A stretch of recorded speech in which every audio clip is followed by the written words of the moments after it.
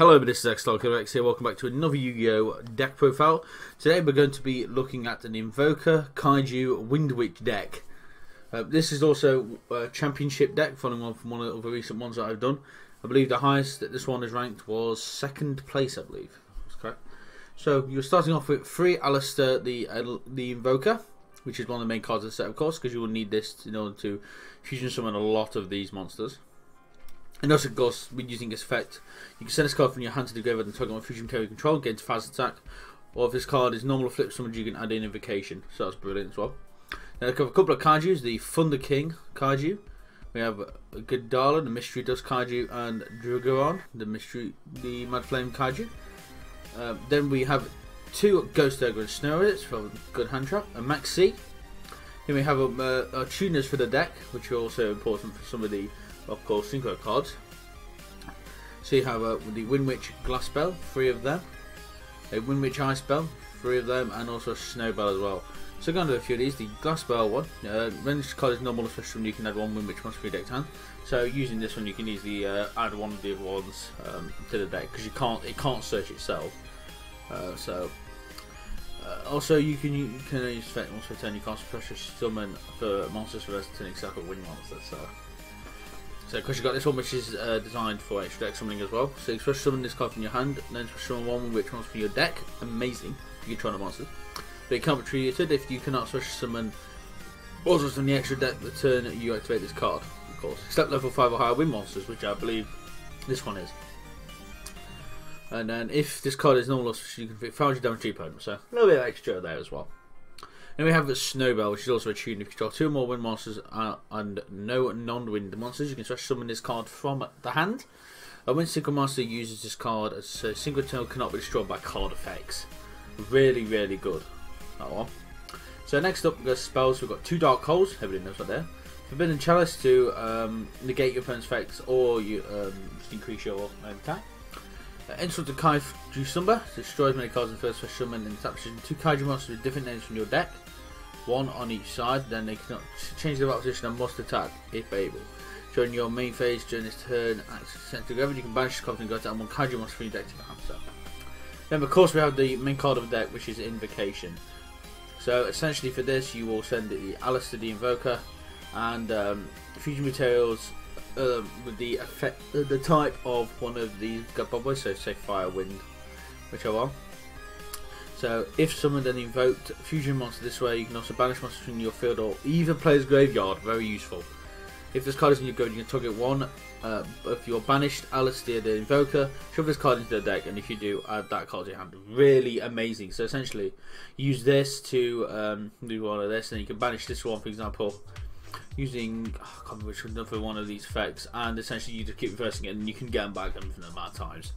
So we have Magic Meltdown. So this is the one I was just saying. You can add 1 Alistair Invoker from your deck to your hand, and also you can activate this one per turn. And the expression is give your cards and effects that include an effect that fusion summons a fusion monster cannot be negated, so it also protects your Alistair as well.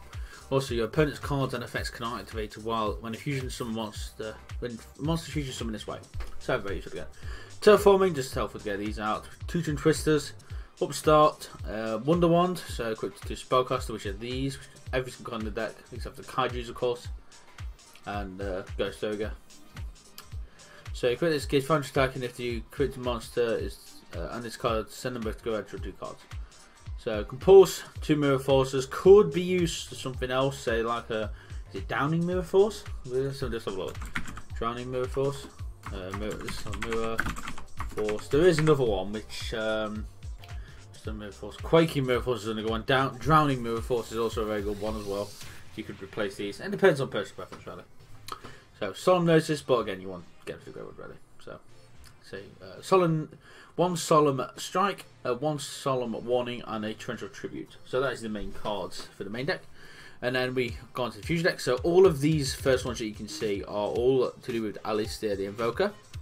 So you have Invoked Carliga, Invoked Coisitus, I can't say these names. And you'll have a variety of different effects, such as being able to it's got an attack while in defense position. So amazing. If it does apply, it's attack for damage calculation. So there's a load of different things that this one can do. So each player can attack once per turn.